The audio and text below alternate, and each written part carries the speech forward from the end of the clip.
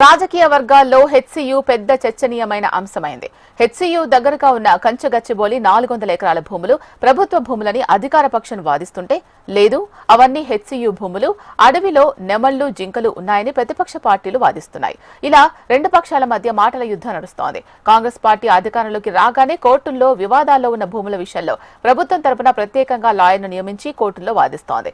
దాంట్లో భాగంగా హెచ్సియు దగ్గరగా ఉన్న కంచగచ్చిబౌలి భూముల విషయంలోనూ ప్రభుత్వం అదే పనిచేసింది. అయితే ప్రభుత్వ భూములు అని ప్రభుత్వం వాదిస్తున్న ప్రతిపక్ష పార్టీలు, విద్యార్థి సంఘాల నాయకులు మాత్రం అక్కడ పర్యావరణ విధ్వంసం చేసి భూములను బలవంతంగా ప్రభుత్వం లాక్కుంటుందని ప్రతిపక్ష పార్టీలు, విద్యార్థులు వాదిస్తున్నారు.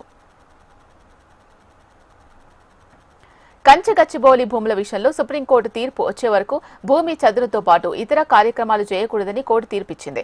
దానిపై ఒక కమిటీ వేసింది. కమిటీ రిపోర్ట్ ఇవ్వాలని కోర్టు ప్రకటించింది. అయితే ఇదంతా ఒక ఎత్తైతే సొంత పార్టీ అనుబంధ సంఘ నాయకులు మాత్రం కాంగ్రెస్ ప్రభుత్వం తీసుకున్న నిర్ణయాన్ని తప్పుపడుతున్నారు. హెచ్సియు భూముల విషయంలో సీఎం రేవంత్ రెడ్డి చేసిన వ్యాఖ్యలను తీవ్రంగా ఖండించారు హెచ్సియు నేతలు. మరోవైపు హెచ్సియు భూముల విషయంలో జరిగిన లాఠీ చార్జ్, విద్యార్థులపై పోలీస్ కేసులపై హెచ్సియు విద్యార్థి సంఘాల నాయకులు ఇన్ఛార్జ్ మీనాక్షి నటరాజన్ కు హెచ్సియు పరిస్థితులన్నీ వివరించారు. దాంతో మీనాక్షి నటరాజన్ హెచ్సియు భూముల విషయంలో ప్రభుత్వం ఏర్పాటు చేసిన మంత్రుల కమిటీతో 2 సార్లు సమావేశమయ్యారు.